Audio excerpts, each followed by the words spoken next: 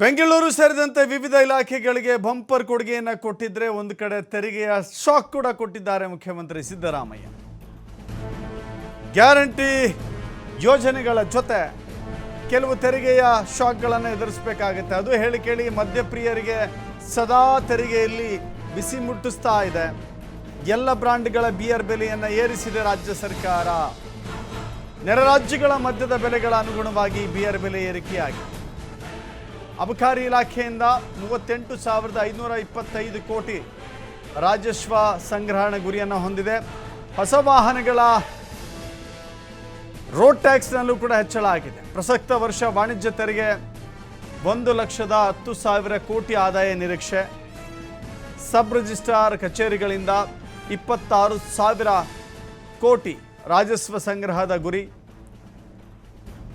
ಹೀಗಾಗಿ ಎರಡು ಕೂಡ ನೋಡ್ತಾ ಇದ್ದೇವೆ. ಒಂದು ಮೋಟಾರ್ ಟ್ಯಾಕ್ಸ್ ಕಲೆಕ್ಷನ್ನಲ್ಲೂ ಕೂಡ ಹೆಚ್ಚಿನ ದರವನ್ನು ವಿಧಿಸಲಿಕ್ಕೆ ಮುಂದಾಗ್ತಾ ಇದೆ. ಇನ್ನೊಂದು ಕಡೆ ಸಬ್ ರಿಜಿಸ್ಟ್ರಾರ್ ಶುಲ್ಕದಲ್ಲೂ ಕೂಡ ಅಂದರೆ ಸುಂಕ ಪಡೆಯುವಲ್ಲೂ ಕೂಡ ರಾಜ್ಯ ಸರ್ಕಾರ ಮುಂದಾಗ್ತಾ ಇದೆ.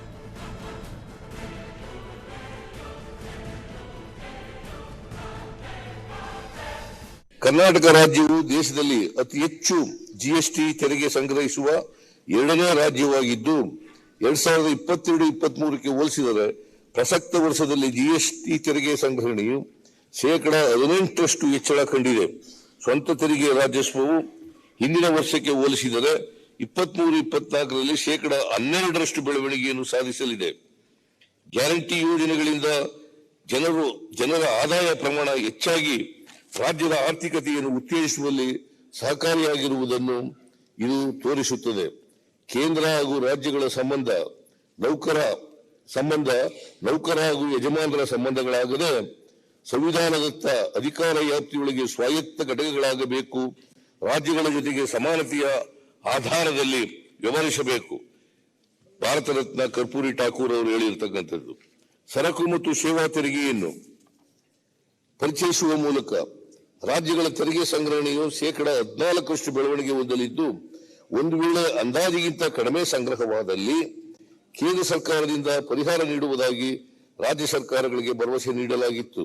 14% ಬೆಳವಣಿಗೆ ದರದಂತೆ 2017ರಿಂದ 2023-24ರವರೆಗೆ ರಾಜ್ಯದಲ್ಲಿ ಒಟ್ಟು 4,92,296 ಕೋಟಿ ರೂಗಳ ಜಿಎಸ್ಟಿ ತೆರಿಗೆ ಸಂಗ್ರಹಣೆಯಾಗುತ್ತದೆ ಎಂದು ಅಂದಾಜಿಸಲಾಗಿತ್ತು. ಆದರೆ ವಾಸ್ತವಿಕವಾಗಿ ರಾಜ್ಯದಲ್ಲಿ 3,26,764 ಕೋಟಿ ರೂಗಳ ಜಿಎಸ್ಟಿ ತೆರಿಗೆ ಸ್ವೀಕೃತವಾಗಿದೆ.